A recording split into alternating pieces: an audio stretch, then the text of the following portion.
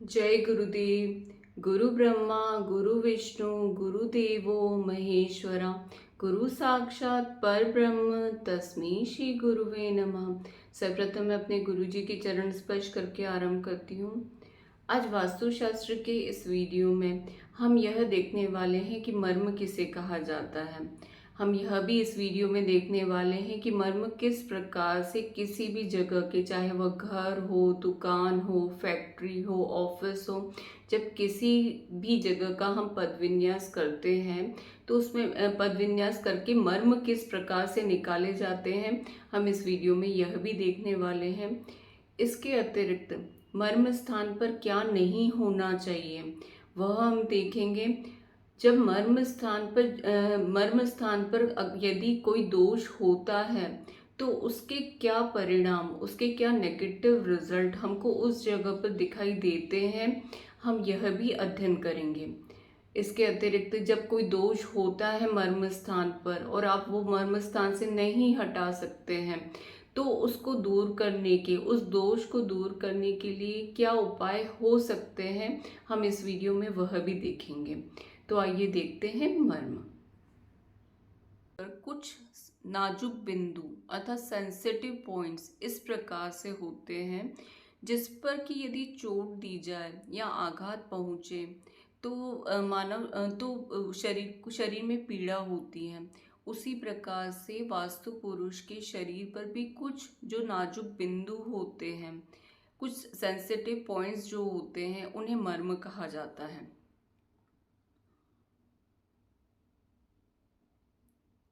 मर्म स्थान किस प्रकार से ज्ञात किए जाते हैं?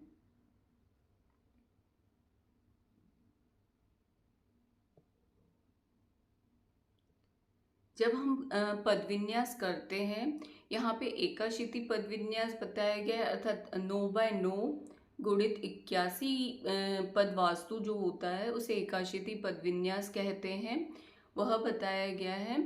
उसके अनुसार हम देखते हैं कि जब मुख ईश के पद से, ईश के पद से पितृ के पद तक, अर्थात ईश के मध्य से लेकर पितृ के पद के मध्य तक एक रेखा खींचेंगे। फिर उसके पश्चात जयंत के पद से भृंगराज के पद तक, अदिति के पद से सुग्री के पद तक, यहाँ पे मध्य में ही, मध्य तक ही रेखा खींची जाएगी। और उसके पश्चात मुख्य से भ्रश के पद तक, मारुत अर्थात वायु के पद से अग्नि के पद तक, शोष के पद से वितत के पद तक। अब ये जो रेखाएं हो रही, जो रेखाएं हमने खींची हैं, जो ईश के पद से पितृ के पद तक, जयन के पद से भृंगराज के पद तक, अदिति के पद से सुग्री के पद तक, मुख्य से वृष के पद तक, मारुत अर्थात वायु के पद से अग्नि के पद तक और शोष के पद से वितत के पद तक, जो ये हमने रेखाएं खींची हैं उन्हें वंश कहा जाता है। और ये जो रेखाएं आकर मिल रही हैं, ये जो सब रेखाएं जो आके मिल रही हैं, तो इनकी जो, जहाँ पर ये काट रही हैं, इनका जो ये बिंदु है उसे मर्म कहा जाता है। जहाँ पर ये रेखाएं एक दूसरे को काट रही हैं उस बिंदु को हम मर्म स्थान कहेंगे। अब मर्म स्थान पर क्या नहीं होना चाहिए? तो मर्म स्थान पर नेगेटिव कोई भी पदार्थ नहीं होना चाहिए, क्योंकि मर्म स्थान यदि नकारात्मक ऊर्जा देने वाले पदार्थ रखेंगे तो वो पूरे घर में ही नेगेटिविटी फैलाते हैं। अब मर्म स्थान पर क्या नहीं होना चाहिए? तो मर्म स्थान पर जूते चप्पल नहीं होने चाहिए, मर्म स्थान पर जूठे बर्तन नहीं होने चाहिए, मर्म स्थान पर कॉलम नहीं होना चाहिए, मर्म स्थान पर दीवार भी नहीं आनी चाहिए, मर्म स्थान पर पलंग नहीं होना चाहिए, क्योंकि पलंग पर जहाँ पर मर्म आ रहा है, यदि उस पर पलंग रखा जाता है, व्यक्ति सोता है तो उसे बीमारियाँ होती हैं, इसलिए मर्म स्थान पर पलंग नहीं होना चाहिए। मर्म स्थान पर टॉयलेट सीट भी नहीं आना चाहिए। इसका अर्थ यह है कि यहाँ टॉयलेट की बात नहीं की जा रही। टॉयलेट में मर्म आए तो भी चल सकता है, लेकिन जहाँ पे WC है, टॉयलेट सीट आ रही है, वहाँ पर यदि मर्म आता है तो वो नहीं होना चाहिए, वो शुभ नहीं माना गया है। मर्म स्थान पर सीढ़ियाँ नहीं होनी चाहिए। मर्म स्थान पर शल्य, शल्य अर्थात कोयला, राख, हड्डी, घास, बाल, ये जमीन के अंदर हो सकते हैं, जिन्हें कि शल्य कहा जाता है, वो भी नहीं होने चाहिए।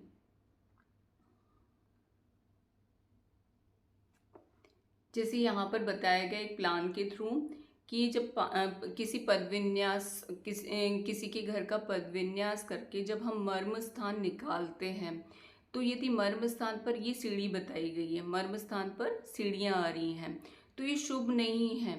और यहाँ पर जैसे एक दीवार भी आ रही है मर्म स्थान पर, तो यह भी शुभ नहीं मानी जाएगी।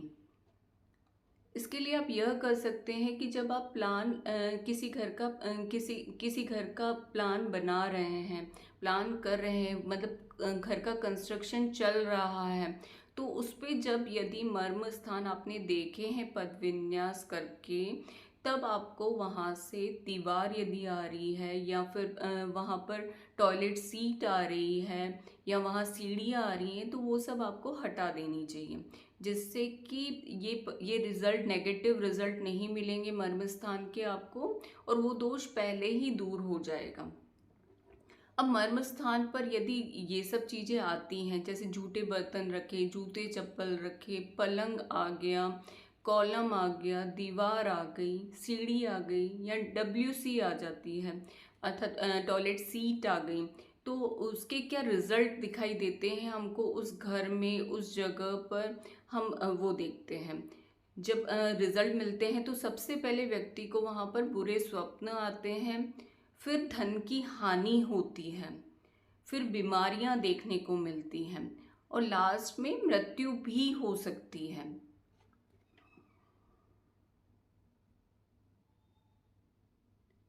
अब यहाँ पर शास्त्रों में विश्वकर्म प्रकाश ग्रंथ के अनुसार हम अध्ययन कर रहे हैं, तो जो विश्वकर्म प्रकाश ग्रंथ में बताए गए उपाय के बारे में देखते हैं कि जब मर्म स्थान पर दीवार, कॉलम या सीढ़ी आस आ गई है और आप उसे नहीं हटा सकते किसी कारणवश, या आपका मकान पहले से ही बना हुआ है, या वहाँ पर इस प्रकार से सिचुएशन है कि आप वो किसी भी प्रकार से वहाँ की दीवार नहीं हटा पा रहे हैं, मतलब चेंज नहीं कर पा रहे हैं, या फिर वहाँ की सीढ़ी है वो एज इट इज़ वही मर्म स्थान पर ही आ रही है, तो उसका उपाय क्या हो सकता है।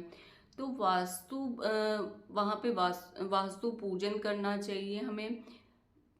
और उसके अतिरिक्त जब वो जो कॉलम या दीवार वहाँ पर आ रही है, तो आपको वहाँ पर सोने से बना हुआ कछुआ, महिष, सिंह, हाथी, वराह के सिर, मतलब सिर्फ सिर की बात हो रही है, कि सिर को गोल्ड में बनवाकर, सोने में बनवाकर आपको उस मर्म स्थान पर लगवाना चाहिए। किस प्रकार से लगवाना चाहिए? आप जमीन के अंदर लगवा सकते हैं।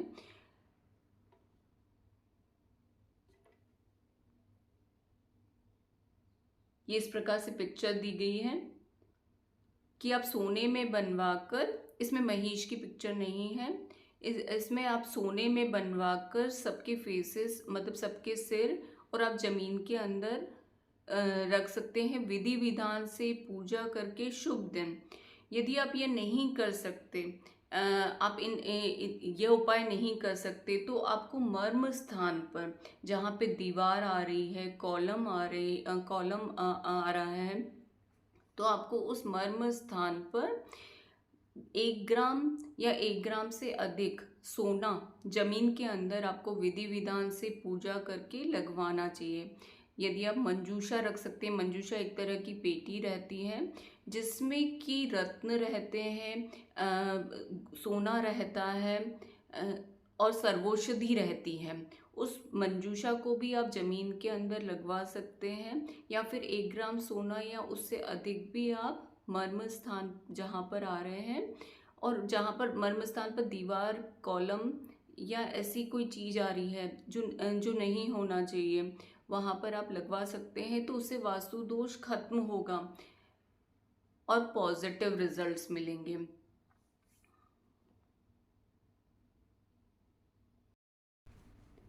इस प्रकार से हमने देखा कि मर्म वह नाजुक बिंदु होते हैं वास्तु पुरुष के शरीर पर जिस पर चोट या आघात नहीं पहुंचनी चाहिए। यदि चोट या आघात पहुंचता है उस स्थान पर, उन नाजुक बिंदुओं पर, तो ग्रह स्वामी को पीड़ा होती है उससे।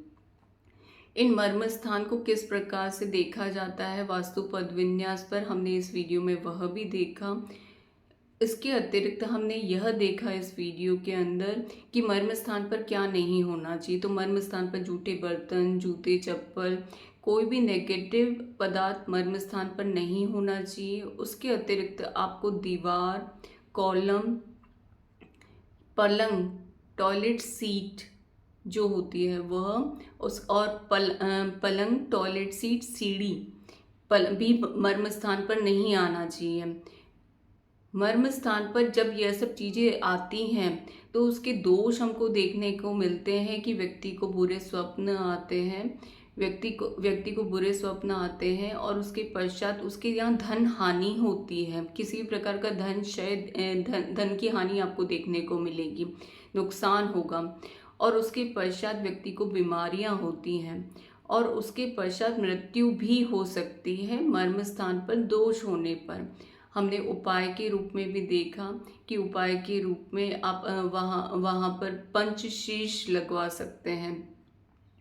यदि आप पंचशीश नहीं लगवा सकते हैं तो आप 1 ग्राम सोना या 1 ग्राम से अधिक अधिक का गोल्ड भी आप जमीन के अंदर विधि विधान से पूजा करके शुभ मुहूर्त में आपको लगवाना चाहिए, जिससे कि मर्म का दोष खत्म हो जाता है। और आप यदि मर्म पहले ही यदि वो मकान या जगह नहीं बनी है और आपने वास्तु पद विन्यास में देखा है कि वहाँ मर्म पर सीढ़ी आ रही है, मर्म पर पलंग आ रहा है, मर्म पर कॉलम आ रहा है, तो आपको पहले ही उस मर्म स्थान से वो चीज़ें हटा देनी चाहिए। वो चीज़ें कुछ दूरी पर करके उस प्लान को थोड़ा सा चेंज कर देना चाहिए, जिससे कि वो पर दोष आएगा ही नहीं और ऐसे नेगेटिव रिजल्ट आपको मिलेंगे ही नहीं और आप आने वाले दुख को पहले ही रोक सकते हैं। अतः बहुत बहुत धन्यवाद आपका। जय गुरुदेव।